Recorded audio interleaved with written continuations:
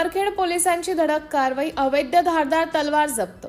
उमरखेड पोलिसांच्या डीबी पथकाने अवैध शस्त्राविरोधात कारवाई करत एका युवकाकडून धारदार लोखंडी तलवार जप्त केली आहे। या प्रकरणी संबंधिताविरुद्ध गुन्हा दाखल करण्याची प्रक्रिया सुरू असल्याची माहिती पोलिसांनी दिली।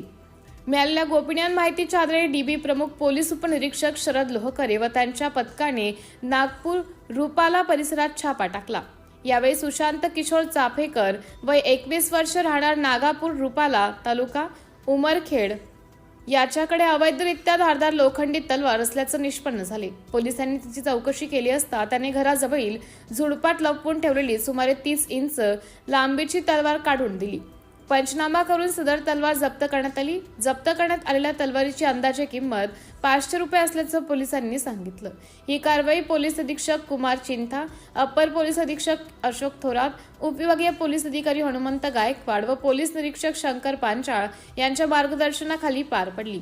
डीबी प्रमुख शरद लोहकरे यांच्यासह पोलीस कर्मचारी चंदन जाधव, दिगंबर गीते व इतर कर्मचाऱ्यांनी कारवाईत सहभाग घेतला। सिटी इंडिया न्यूज साठी तालुका प्रतिनिधी बबलू उर्फ मोहम्मद शेख, उमरखेड।